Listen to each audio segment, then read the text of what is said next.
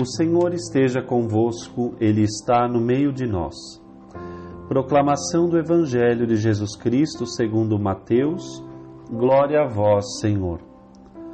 Naquele tempo, enquanto Jesus subia para Jerusalém, ele tomou os 12 discípulos à parte e durante a caminhada disse-lhes: Eis que estamos subindo para Jerusalém, e o Filho do Homem será entregue aos sumos sacerdotes e aos mestres da lei.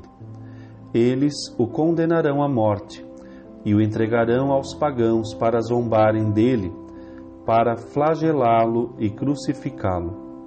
Mas no terceiro dia ressuscitará. A mãe dos filhos de Zebedeu aproximou-se de Jesus com seus filhos e ajoelhou-se com a intenção de fazer um pedido. Jesus perguntou: O que tu queres?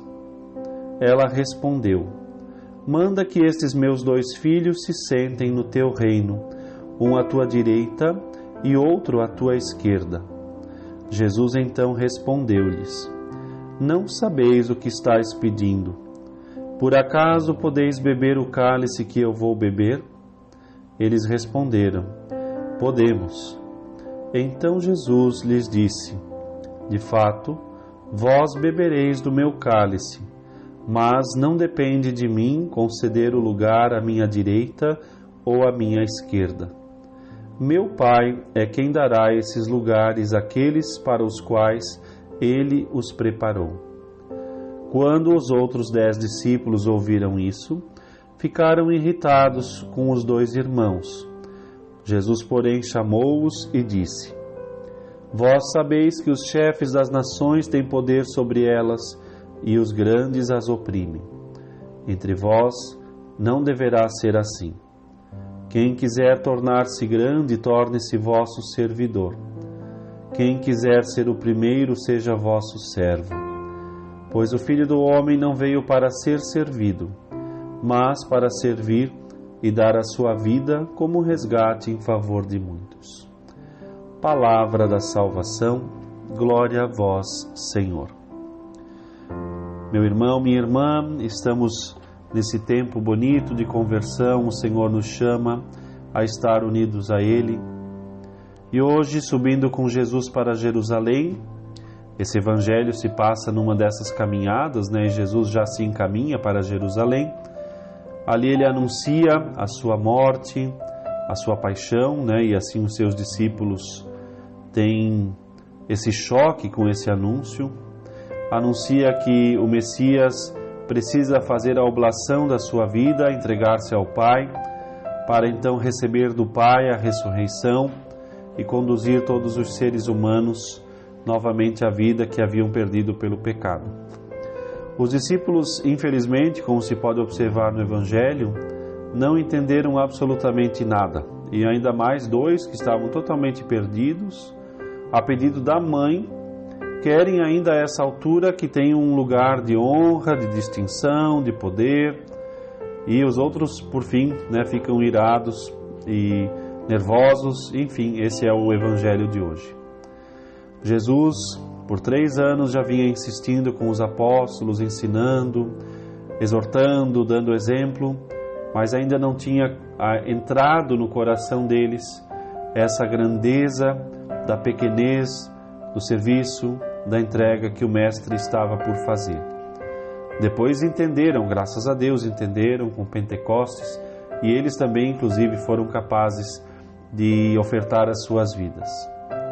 A nós, esse Evangelho toca muito, porque nos mostra Jesus que se faz assim servo.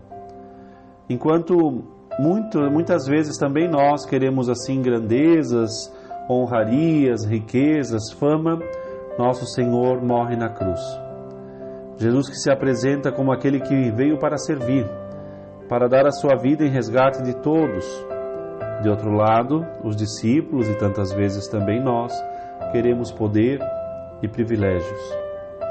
Nosso Senhor aproveita a ocasião desse momento enquanto a igreja nascia e orientou aos apóstolos e a todos nós: vós sabeis que os chefes das nações, eles têm poder sobre elas, que os grandes as oprimem, mas entre vós não deve ser assim. Como deve viver então um cristão católico? Jesus mesmo nos ensina: quem quiser tornar-se grande, torne-se vosso servidor. Quem quiser ser o primeiro, seja vosso servo, seja o último. A vida doada é a vida verdadeiramente amada.